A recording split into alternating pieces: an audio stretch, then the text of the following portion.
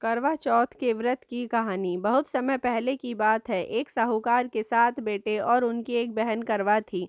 सभी सातों भाई अपनी बहन से बहुत प्यार करते थे। यहाँ तक कि वे पहले उसे खाना खिलाते और बाद में स्वयं खाते।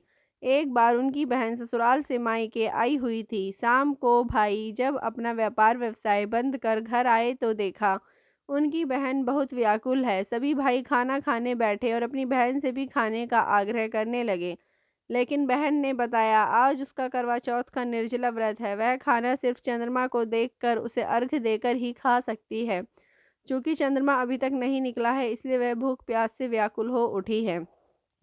सबसे पहले छोटे भाई को अपनी बहन की हालत देखी नहीं जाती और वह दूर पीपल के पेड़ पर एक दीपक जलाकर चलनी की ओट में रख देता है।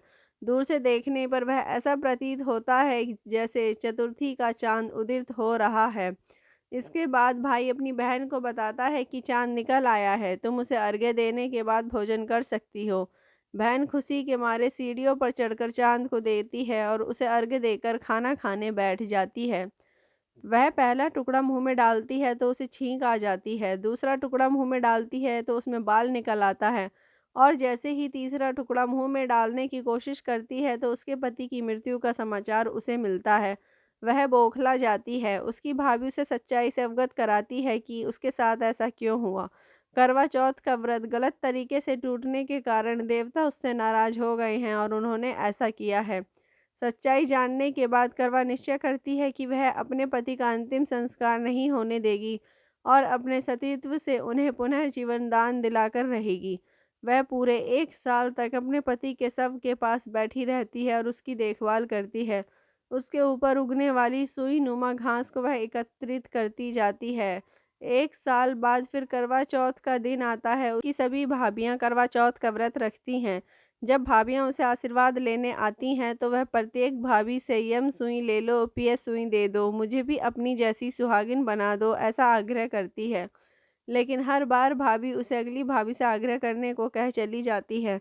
इस प्रकार जब छठे नंबर की भाभी आती है तो करवा उससे भी यही बात दोहराती है। यह भाभी उसे बताती है कि चूंकि उस सबसे छोटे भाई की वजह से उसका व्रत टूटा था, अतः उसकी पत्नी में ही शक्ति है कि वह तुम्हारे पति को दोबारा जीवित कर सकती है। इसलिए जब वह आए तो तुम उसे पकड़ लेना और जब तक वह तुम्हारे पति को जिंदा ना कर दे उसे नहीं छोड़ना। ऐसा कहकर वह चली जाती है।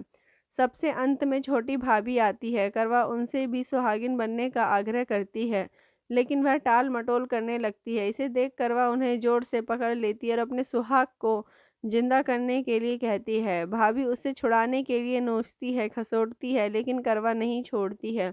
अंत में उसकी तपस्या को देख भाभी पसीज जाती है और अपनी छोटी उंगली को चीर कर उसमें से अमृत उसके पति के मुंह में डाल देती है। करवा का पति तुरंत श्री गणेश कहता हुआ उठ बैठ जाता है।